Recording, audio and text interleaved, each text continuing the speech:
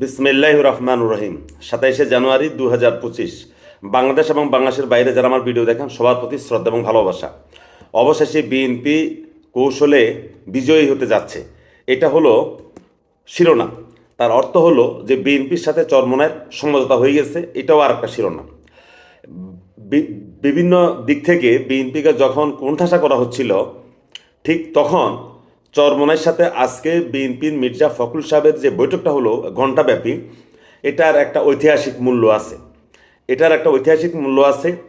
কারণ গত কয়েকদিন যাবৎ আমরা চরমোনাইয়ের পীর সাহেবের বিভিন্ন মুরিদ এবং ওনার দলের অনেক নেতা কর্মীদেরকে আমরা বলতে শুনলাম, এবং ফেসবুকে বা সামাজিক যোগাযোগ মাধ্যমে চরমোনাইয়ের কর্মী এবং মুরিদরা এই কথা বলার চেষ্টা করছে যে বিএনপি ফ্যাসিস্টদের অনুসারী, বিএনপি সংস্কার চায় না, বিএনপি নির্বাচন চায়, মানে নানান ধরনের কথাবার্তা তারা বলতো। কিন্তু আজকে বিএনপির মহাসচিবের সাথে চরমোনাইয়ের পীর সাহেবের যে ঐতিহাসিক বৈঠকটা হলো, এই বৈঠকে থেকে যেটা সিদ্ধান্ত আসলো যে অনেকটা 10 দফা একটা চুক্তির মতোই। এটা কি লিখিত হয়েছে না কি হয়নি সেটা আমরা জানি না, তবে একটা 10 দফা একটা চুক্তি তারা সম্পাদন করেছে, মৌখিকভাবে হোক আর যেইভাবে হোক। তার মধ্যে একটা উল্লেখযোগ্য চুক্তি হলো বিএনপি ইসলামী শরিয়া বা ইসলামী মূল্যবোধের বিরোধী কোনো আইন প্রণয়নে সহায়তা বা করবে না। অর্থাৎ বিএনপি যদি সরকার গঠনও করে থাকে, শরিয়া বিরোধী কোনো আইন বিএনপি করবে না। তো বিএনপি প্রতিনিয়তই ইসলামী মূল্যবোধের ভিত্তিতে বিএনপি চলে, এই কথা বিএনপি সবসময় বলে আসছে।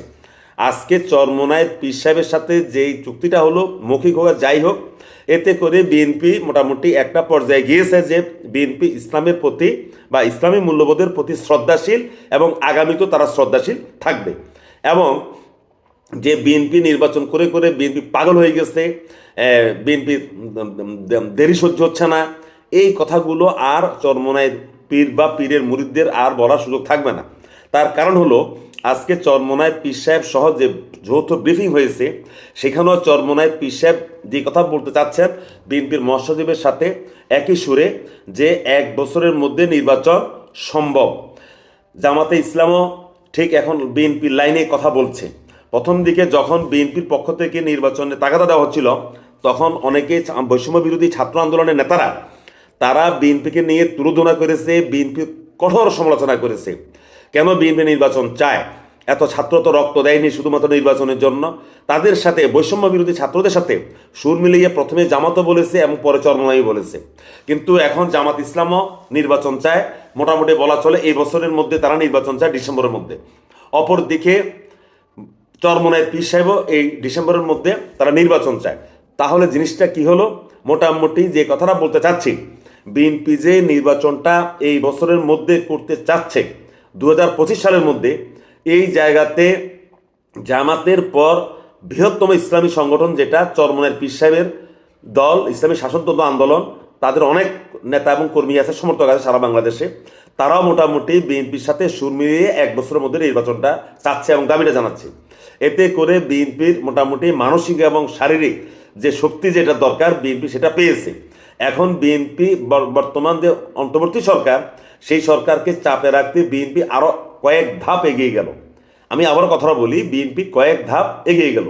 এখন যে শুধু যদি ছাত্ররাই এখন যদি বলে যে না নির্বাচন এই বছর হবে না, অনির্দিষ্টকাল বা বিভিন্ন ধরনের কথাবার্তা বলে, সেখানে কিন্তু এখন আর বৈষম্য বিরোধী ছাত্রদের পাশে চরমোনাই আর থাকবে না, আর থাকার প্রশ্ন আসে না। কারণ তারা আনুষ্ঠানিকভাবে তারা জানিয়ে দিয়েছেন যে তারা 1 বছরের মধ্যে নির্বাচন চান। আসলে মুদ্রা কথা যেটা আমরা যেভাবে বলি, যত সময় যাবে তত রাজনৈতিক অস্থিতিশীলতা বাড়বে এবং নির্বাচনটা একটা অনিশ্চয়তার পথে যাবে। যেহেতু গত 15 থেকে 17 বছর বাংলাদেশের বেশিরভাগ মানুষ কোনো নির্বাচনে ভোট দিতে পারেনি, মন মতন প্রার্থীকে ভোট দিতে পারেনি। মানুষ তাকিয়ে আছে একজন মন মতো তাদের প্রার্থীকে তারা ভোট দেবে। সুতরাং এই ক্ষেত্রে বিএনপি যে এগিয়ে গিয়েছে এবং বিএনপির আগামী সামনে আর যে সকল বাধা বিপত্তি আছে, সেই সকল বাধা বিপত্তির মধ্যে শুধু আছে বৈষম্য বিরোধী ছাত্র আন্দোলন, আর কাউকে আমরা দেখছি না, বা জাতীয় নাগরিক শক্তি বা যে একটা নতুন সংগঠন হয়েছে সেই সংগঠন।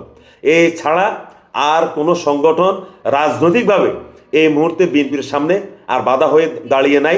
বিএনপি কৌশলগতভাবে তারা রাজনীতিতে তারা দিনের পর দিন তারা এগিয়ে যাচ্ছে এবং রাজনৈতিক কৌশলের খেলায় বিএনপির কাছে অন্যরা পরাজিত হচ্ছে। ধন্যবাদ সবাইকে।